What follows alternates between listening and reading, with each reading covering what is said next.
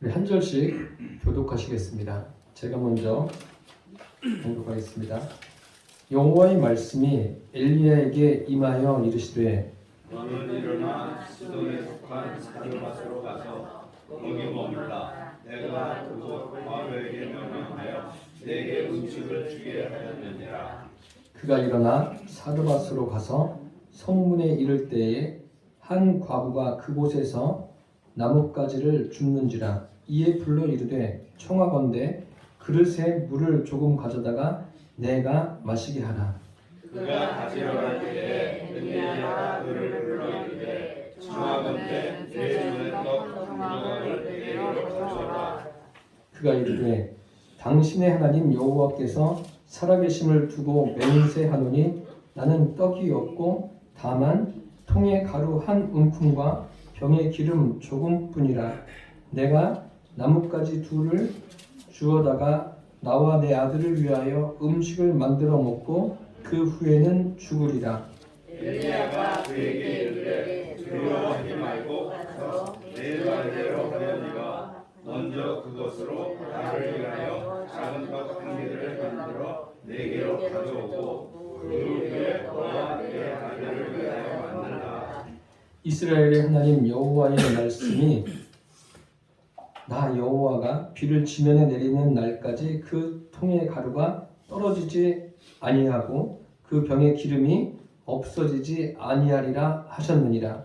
그가 가서 엘리야의 말에 들어갔더니 그와 엘리야와 그의 식구가 여러 날 먹었으나. 함께 공독하시겠습니다. 여호와께서 엘리야를 통하여 하시기를 통의 가루가 떨어지지 아니하고 병의 기름이 없어지지 아니하니라. 아멘. 오늘 말씀의 제목은 하나님 말씀에 대한 반응, 이러한 제목으로 말씀드리겠습니다. 성경은 하나님의 말씀입니다. 믿음의 시작은 하나님의 말씀을 믿는 데서 시작이 됩니다. 창세기부터 요한계시록까지 기록한 사람이 약 40여 명 정도 됩니다. 40명이 이 성경을 기록하면서 한 1600년에 걸쳐서 기록했는데 그들이 살아온 시대와 환경, 그들의 생각도 다 다릅니다. 다른데 중요한 것은 주제가 통일성이 있다는 거예요. 이것을 가능케 하실 수 있는 분은 하나님 외에는 없습니다. 그래서 성경은 하나님의 말씀입니다. 그래서 우리는 이 말씀을 믿고 하루하루 살아가고 있는데 하나님 말씀에 대해서 어떻게 반응할 것인가에 대한 것은 각자가 다릅니다. 어떤 사람은 긍정적으로 반응하는 사람이 있는가 하면 어떤 사람은 부정적으로 반응하는 사람이 있습니다. 하나님의 말씀을 긍정적으로 반응할 때 어떤 유익이 있는가를 오늘 말씀을 통해서 함께 나누려고 합니다. 첫째로 일상을 살아가게 하십니다. 오늘 성경에 보면 이 열왕기상 17장 전체를 가지고 제가 말씀을 드릴 겁니다. 엘리야라는 선지자가 이스라엘에 있었습니다. 그때 이스라엘을 다스렸던 왕은 아합 왕입니다. 엘리야 선지자가 아합을 찾아가서 이렇게 말합니다. 내가 섬기는 이스라엘 하나님 여호와께서 살아계심을 두고 맹세하노니 내 말이 없으면 수년 동안 비와 이슬도 있지 아니하리라. 가뭄이 있겠다는 거예요. 가뭄이 있으면 목축과 농경을 주로 하는 삶에서 굉장한 큰 피해가 있는 거예요. 힘든 거예요. 이런 상황에서 이 말을 들은 아합이 얼마나 기분이 나빴겠습니까? 그리고 아합은 하나님을 섬기는 사람이 아닙니다. 이스라엘 왕임에도 불구하고 그 아내의 영향을 받아서 바알을 섬기는, 우상을 섬기는, 그리고 바알은 무엇을 의미하냐면 풍요의 신이에요. 자기가 섬기는 바알이 이것을 지켜주겠다라고 믿겠죠. 그리고 아합은 엘리야의 말을 배척하고 있는 거예요. 듣지를 않습니다. 이런 일이 있은 후에 여호와의 말씀이 또 엘리야에게 임합니다. 너는 여기서 떠나서 요단 앞 그릿 시냇가로 가라. 그곳에 가면 내가 까마귀를 명령하여서 너로 먹이게 하겠다.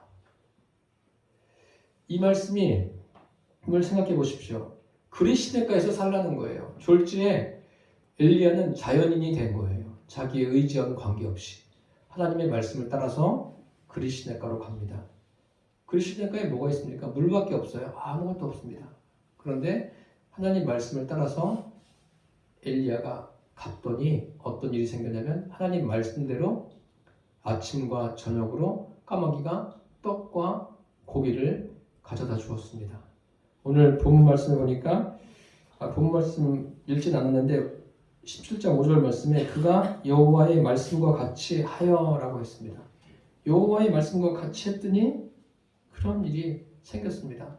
여호와의 말씀과 같이 했다는 것은 하나님 말씀 앞에 긍정적으로 반응했다는 거예요.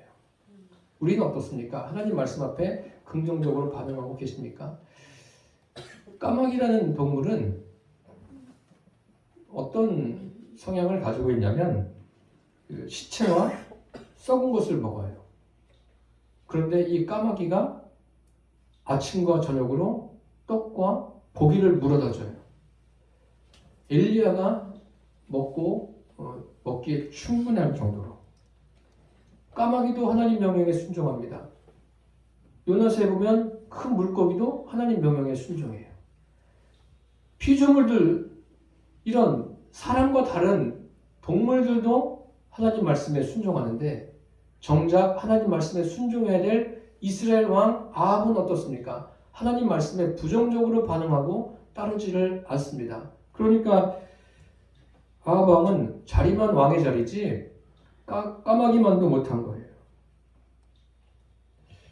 하나님은 하나님의 방법대로 엘리야에게 공급하셔서 그가 일상을 살아가게 하셨습니다. 일상을 책임져 주신 거예요. 일상에 아무런 부족함이 없게 말입니다. 엘리야만 그런 것이 아니라 우리가 성경을 읽어보면 창세기서부터 성경에 다 기록된 믿음의 사람들, 하나님이 그들의 일상을 책임져 주셨습니다. 그들은 하나님 말씀에 긍정적으로 반응했습니다. 저와 여러분의 인생에도 하나님 말씀을 긍정적으로 반응하는 사람, 말씀에 대해서 긍정적으로 반응하는 사람의 일상을 반드시 책임져 주십니다. 그 대표적인 것이 무엇입니까? 모세가 이스라엘 백성과 함께 출애굽했을 때 그 출애굽의 모든 여정을 하나님이 책임져 주지 않으셨습니까? 모세가 하나님 말씀에 순종하니까 이스라엘 백성도 더불어서 함께 그런 일상을 책임져 주시는 은혜를 경험하게 되었습니다. 그래서 성경에 이런 말씀이 있습니다. 너도 알지 못하고 내 조상도 알지 못하는 만나를 먹이신 것은 사람이 떡으로만 사는 것이 아니요 여호와의 입에서 나오는 모든 말씀으로 사는 줄을 내가 알게 하려 하심이니라. 너도 알지 못하고 내 조상도 알지 못하는 만나를 먹이셨어요. 일상을 책임져 주셨다는 거예요. 얼마나 신기하고 감사하고 놀랍습니까? 그런데 사람들은 일상을 책임져 주시는 것에만 감사해요. 그러한 일들이 일어나는 것에만 감사하면 그것은 의미가 없습니다. 그것을 통해서 무엇을 알아야 됩니까? 사람이 떡으로만 사는 것이 아니라 하나님의 입으로 나오는 모든 말씀으로 살아야 되는구나. 하나님의 말씀을 수용하고 하나님 말씀에 긍정적으로 반응하고 그 말씀을 따라가는 것이 사람의 본분입니다. 그래서 전도서에는 사람의 본분은 여호와를 경외하는 것이다 라고 말씀하고 있습니다. 이것을 지금 말씀해 주시는 거예요. 일상을 책임져 주는 이유는 일상만 살아가라는 것이 아니라 일상을 통해서 하나님의 입으로 나오는 말씀을 의지해서 살라고 주님께서 말씀하고 계십니다. 하나님의 입으로 나오는 말씀을 의지한다는 것은 무엇을 의미합니까? 생명의 하나님을 따라가는 거예요. 그래서 저와 여러분은 하나님의 말씀을 읽는 것을 주저하지 마십시오. 쉼 없이 읽으세요. 틈나는 대로 하나님의 말씀을 읽고 그 말씀을 주야로 묵상하고 성령님을 의지해서 그 안에 기록된 대로 다 지켜 행하시기를 바랍니다. 엘리야가 그리시네가에 머물고 있었습니다. 그러니까 참 신기하지 않습니까? 하나님께서 이렇게 공급해 주시는구나, 나를 책임져 주시는구나 감사했어요. 그런데 그곳에 가뭄이 있는 거예요. 가뭄이 있다 보니까 그리시네가 말라버렸어요. 마른 상황에서 하나님은 또 엘리야에게 말씀하셔요. 이제는 너는 어디로 가라? 사르밧으로 가라. 이렇게 말씀하십니다. 그곳에 가면 여차여차 하겠다라고 하나님께서 말씀해 주십니다. 이 말씀을 듣고 엘리야가 어떻게 해요? 오늘 성경에 기록된 대로 보니까 그리시네가로 갑니다. 그런데 그리시네가는요 가깝지가 않아요. 한 100km 정도 떨어져 있습니다. 지금이야 100km면 뭐 교통수단이 발달해서 쉽게 갈 수 있지만 그 당시는 그렇지가 않습니다. 여러 가지 어려운 상황들을 또 있고 또 장애물도 많은 거예요. 그럼에도 불구하고 엘리야는 그것 따지지 않고 하나님께서 말씀하셨기 때문에 긍정적으로 반응하며 갑니다. 하나님께서 그러셨잖아요. 엘리야에게 너는 일어나 시돈에 속한 사르밧으로 가서 거기 머물라. 그곳 과부에게 명령하여 내게 음식을 주게 하였느니라. 하나님께서 다양하게 명령하셔요. 우리의 삶에도 이러한 그 경험들이 많기를 바랍니다. 하나님께서 이 사람에게도 명령하시고 저 사람에게도 명령하시고 심지어는 동물들에게까지 명령하신 하나님. 이러한 것들을 경험하게 되기를 바랍니다. 하나님의 말씀대로 행하는 결과가 무엇입니까? 일상을 책임져 주시고 엘리야는 하나님과 더 친밀해진 거예요. 그것이 중요한 거예요. 일상을 책임져 주시는 것으로 그친다면 그것은 별 의미가 없습니다. 그곳에서 살아계신 하나님을 만나고 하나님과 교제하는 것, 이것이 있으면 그것이 행복입니다. 하나님 말씀에 대해서 긍정적으로 반응하는 사람은 일상을 책임져 주심을 아시고 저와 여러분이 평범한 일상에서도 하나님의 그 큰 은혜와 사랑을 누리며 살게 되기를 축복합니다. 둘째로 절망에서 소망을 얻게 하십니다. 엘리야가 하나님 말씀대로 사르밧으로 갑니다. 여러 가지 불편한 상황에도 불구하고 엘리야는 하나님이 말씀하셨기 때문에 그대로 따라갑니다. 그럼 생각해 보세요. 사르밧에 과부가 뭐 한둘이겠습니까? 이름을 정확하게 말씀하신 건 아니에요. 하나님께서 한 과부에게 명령하여 너의 먹을 것을 음식을 주게 하겠다. 이것만 가져간 거예요. 하나님의 말씀만 붙들고 간 겁니다. 갔더니 마치 무엇과 같으냐면 아브라함에게 떠나라고 하셨을 때 아브라함은 그 본토 친척 아비 집을 떠났는데 갈 바를 알지 못하고 떠납니다. 그런데 한 가지 그가 붙들고 떠난 것은 여호와께서 말씀하셨기 때문에 그 말씀을 붙들고 간 거예요. 우리도 인생을 살면서 이렇게 하나님 말씀을 소중히 여기고 하나님 말씀을 따라가게 되기를 바랍니다. 엘리야가 그렇게 했다는 거예요. 그렇게 말씀을 따라서 갔습니다. 사르밧에 딱 들어갔는데 한 성의 웬 여인이 한 과부가 그 나무를 줍고 있어요. 그 여인에게 말하죠. 그릇에 물을 떠다가 나에게 좀 달라. 그래서 여인이 신기하게도 물을 뜨러 갑니다. 가는데 또다시 불러요. 내게 내 손에서 떡을 좀 가져다 달라.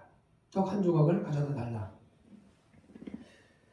이렇게 말하니까 여인이 엘리야에게 이렇게 말합니다. 당신의 하나님 여호와의 살아계심을 두고 맹세하노니 나는 떡이 없고 다만 통에 가루 한 움큼과 병에 기름 조금뿐입니다. 내가 나뭇가지 둘을 주워다가 나와 내 아들을 위하여 음식을 만들어 먹고 그 후에는 죽으리라. 비가 오지 않으니까 기근이 지금 심한 거예요. 그러니까 무엇인들 있겠어요? 물인들 있겠습니까? 음식인들 있겠습니까? 농사가 되지 않는데 무슨 곡식이 있겠어요? 지금처럼 뭐 저장 기술이 발달되면은 몇 년간은 뭐 기근이 있어도 버틸 수 있겠지만 그 당시는 그런 게 아니에요. 거의 그냥 뭐 농사 지은 거 가지고 먹고 사는 정도니까요. 그러니까 이 여인이 자기가 남은 거 가지고 아들과 떡을 해먹고 이제 죽을 날을 기다린다. 이렇게 이야기하고 있는 거예요. 그러니 생각해 보세요. 이 여인의 삶이 얼마나 절망적이고 비참합니까? 참 안타깝지 않습니까? 죽음을 기다리는 거예요.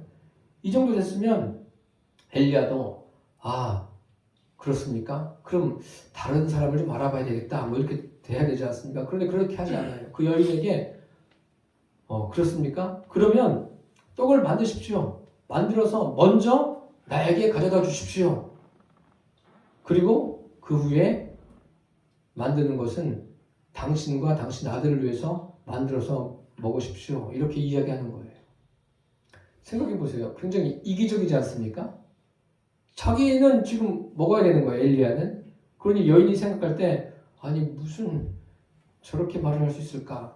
속으로 굉장히 속상할 수 있습니다. 근데 신기하게도 이 여인이 집으로 가요. 가서 통에 기름이 이제 얼마 없어요. 병에 기름이 얼마 없고 통에 가루도 얼마 없습니다. 그것을 가지고 만들어서 엘리야를 공개합니다. 공개해요. 그런데 엘리야가 그런 이야기를 하죠. 먼저 나에게 주십시오. 주면 그 다음에 어떤 일이 생길 거냐면 이스라엘 하나님 여호와의 말씀이 나 여호와가 비를 지면에 내리는 날까지 그 통의 가루가 떨어지지 아니하고 그 병의 기름이 없어지지 아니할 겁니다. 여인이 어떻게 합니까? 그대로 해요. 이 말씀을 듣고 그대로 했다는 것은 이 하나님이 말씀하셨잖아요. 내가 여인을 내게 명령하여. 하나님께서 이미 역사하신 거예요. 여인에게. 역사하셔서 이 여인이 그대로 순종합니다. 여인이 갈등이 생길 수도 있어요. 아, 이거 지금 나하고 아들이 먹을 건가? 자기하고 아들이 굉장히 중요한 거 아닙니까? 그런데 저 사람을 먼저 줘야 되는가? 이런 갈등이 왜 없겠습니까? 우리도 인생을 살면서 어떤 일을 결정할 때 가족이 더 중요하잖아요. 우리 가족이 더 중요한데 가족들이 원하는 대로 먼저 할까? 하자 하는 사람이 더 많죠. 그래서 우리는 이 성경을 통해서 배우는 거예요. 가족이 먼저가 아니라 주님의 말씀이 먼저인 거예요. 아멘. 이 여인에게도 그 말씀이 임하지 않았습니까? 여인이 그대로 순종합니다. 이 여인은요, 이방 여인이에요. 이방 여인인데 그대로 따르는 거예요. 그대로. 이스라엘 왕 아합과 이스라엘 백성들은 하나님의 말씀을 듣지 않아요. 우상을 숭배하고 있습니다. 그럼에도 불구하고 이 여인, 이방 여인임에도 불구하고 하나님의 사람의 말씀을 그대로 따릅니다. 떡을 준비해서 갖다 줍니다. 그렇게 하니까 엘리야가 말한 그대로 됐어요. 통에 가루가 떨어지지 않습니다. 병에 기름이 떨어지지 않아요. 하나님의 역사하십니다. 생각해보세요. 신기하지 않습니까? 쉽게 말씀드리면 집에 쌀이 안 떨어지는 거예요. 먹고 먹는데 계속 쌀이 생기는 거예요. 오병이의 기적 같은 거예요. 우리 교회도 저 주일날 계속 그랬으면 좋겠어요. 그냥 음식들이 있어서 물론 우리가 음식을 준비하고 하는 것도 주님이 다 공급해서 하시는 거예요. 그런 같은 역사입니다. 그런 것도 우리가 수고해서 가져오지만 그 수고할 때 주님께서 모든 필요를 채워주십니다. 이런 주님의 은혜가 지금 여기 임하고 있는 거예요. 절망의 상황이 소망이 됐어요. 이제 남은 것 가지고 해먹고 죽을 날만 기다릴 거예요. 그런데 하나님이 그곳에 역사하시니까 하나님의 말씀에 긍정적으로 반응하니까 신기한 은혜를 경험하는 거예요. 그런데 이 은혜를 경험하는 것도요. 통에 가루가 떨어지지 않고 병에 기름이 떨어지지 않는 거기에 만족하면 안 되는 거예요. 그것을 통해서 살아계신 여호와 하나님을 만나는 거예요. 하나님이 이렇게 하셨구나. 그럼 또 앞으로 하나님이 나의 인생길에서 어떻게 하실까? 이런 기대를 갖고 살아가는 게 맞습니다. 하나님 말씀에 긍정적으로 반응하면 절망의 상황도 소망으로 변합니다. 그런 이야기가 성경에 다양하게 기록되어 있지 않습니까? 그 수르보니게 여인이 자기 딸이 흉악한 귀신이 들린 거예요. 그래서 예수님을 찾아와서 간구합니다. 근데 예수님께서 이렇게 말씀하셔요. 자기 딸에게 들린 귀신을 쫓아내어달라고 하니까 자녀의 떡을 취해서 개들에게 주는 것이 마땅치 않다. 그러니까 이 여인이 예수님의 말씀을 받아가지고 주님 옳습니다.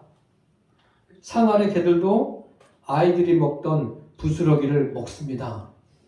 그러니까 예수님께서 뭐라고 말씀하십니까? 예수님 말씀에 긍정적으로 반응하는 이 여인의 간구를 들어주십니다.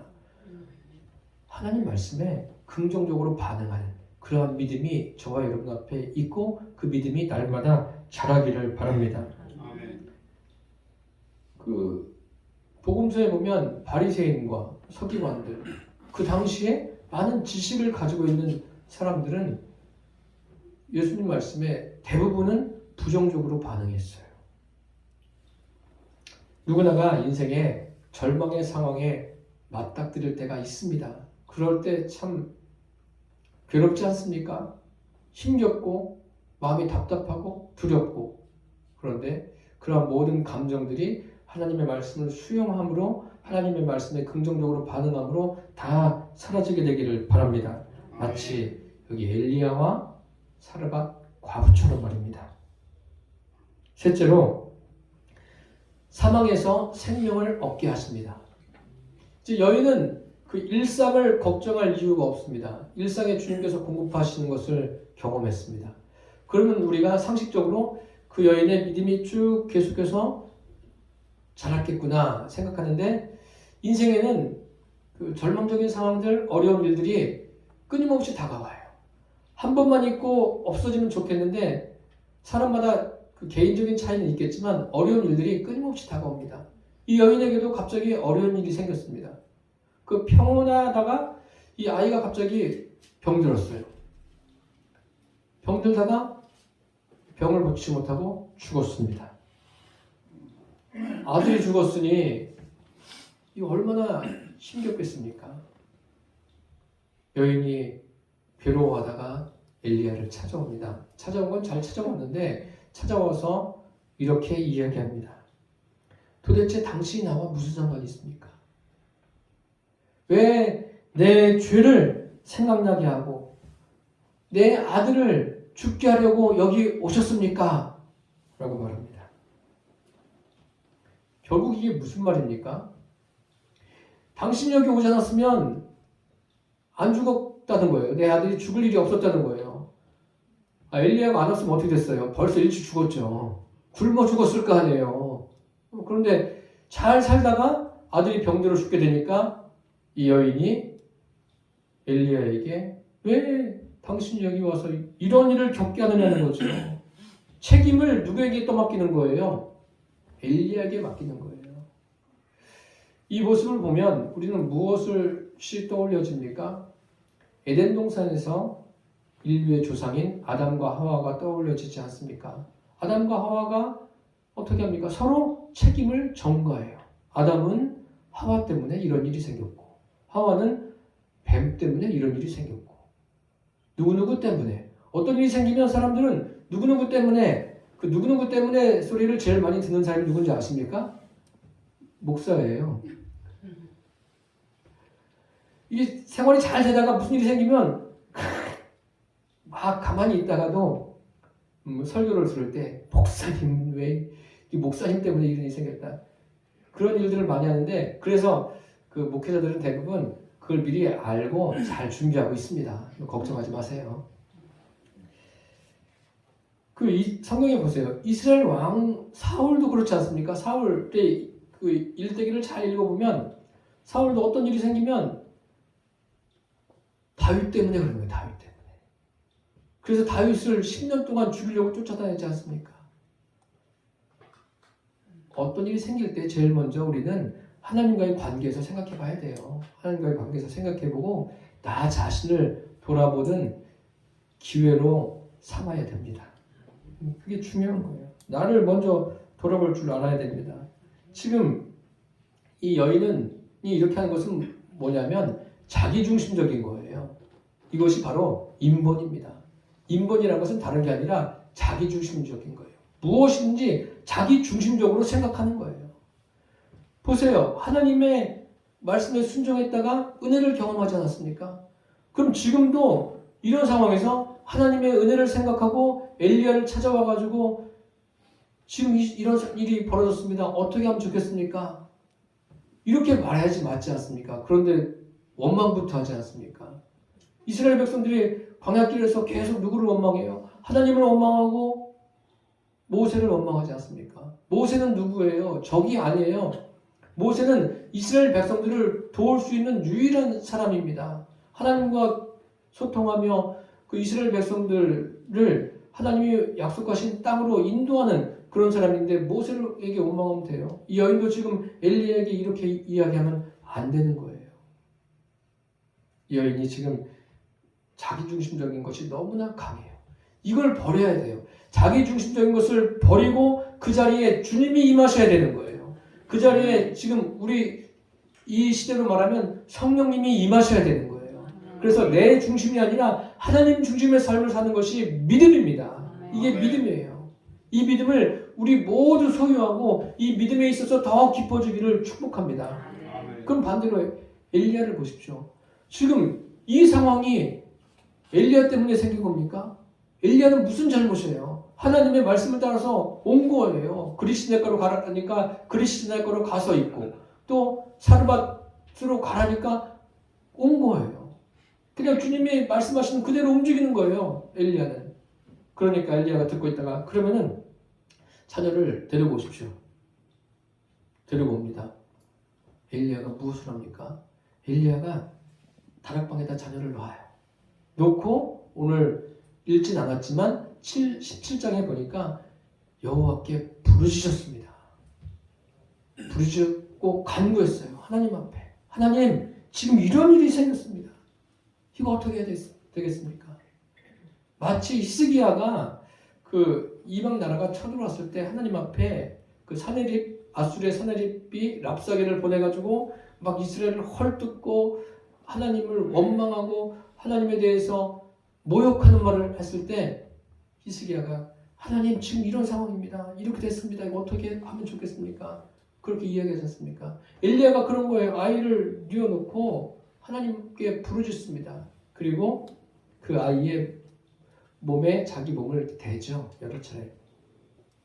그러니까 어떤 일이 생겼습니까? 오늘 성경 22절에 보니까 여호와께서 엘리야의 소리를 들으심으로 그 아이의 혼이 몸으로 돌아오고 살아난지라.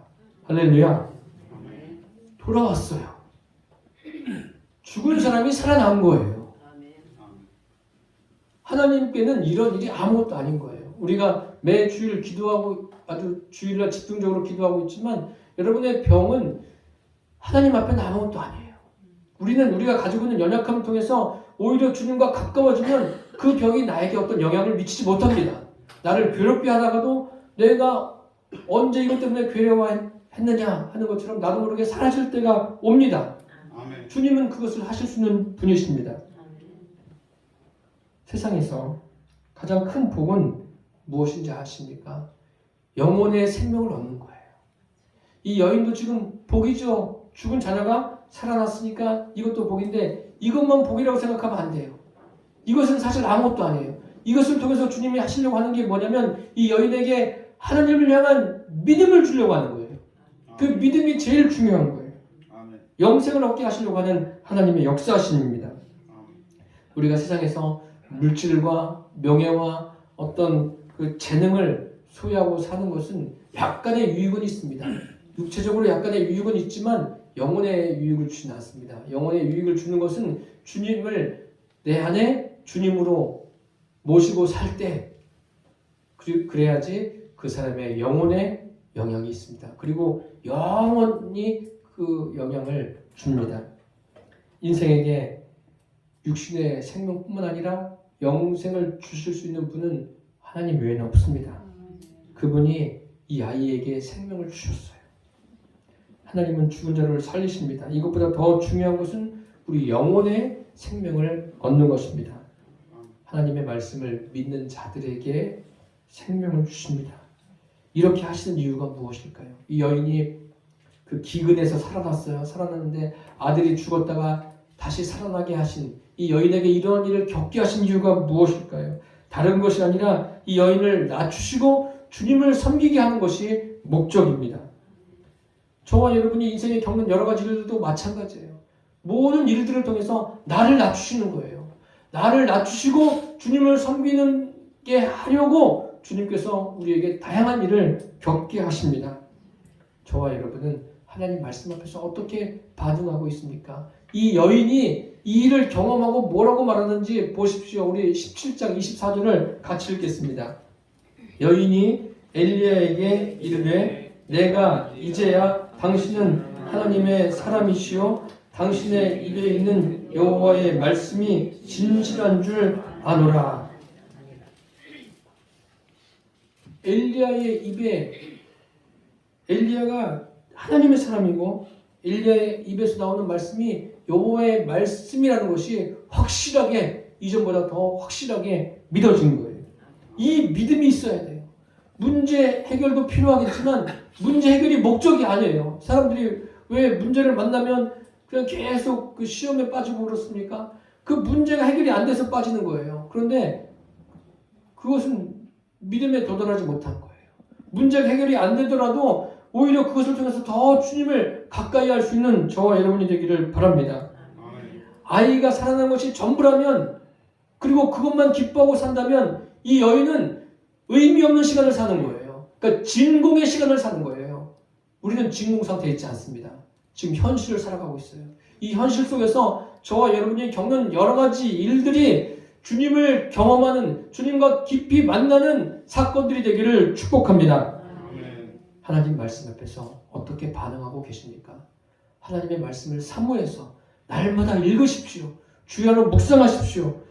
성령님을 의지해서 그 말씀을 지키고 행하시기를 바랍니다. 긍정적으로 반응하는 것이 하나님 말씀에 정복되는 거예요. 오늘 이 여인이 여러 가지 어려운 일을 겪고 아들이 죽었다 살아나는 일을 겪으면서 하나님 말씀에 정복되고 있습니다. 하나님 말씀에 정복된 사람은 일상에서 하나님을 만납니다. 절망에서 소망으로 이어지는 것을 경험합니다. 사망에서 생명으로 이어지는 놀라운 주님의 은혜를 경험하게 됩니다. 이러한 은혜를 저와 여러분이 날마다 경험하고 저와 여러분의 이러한 신령한 경험을 통해서 구원의 수가 날마다 되어가기를 예수님의 이름으로 축복합니다.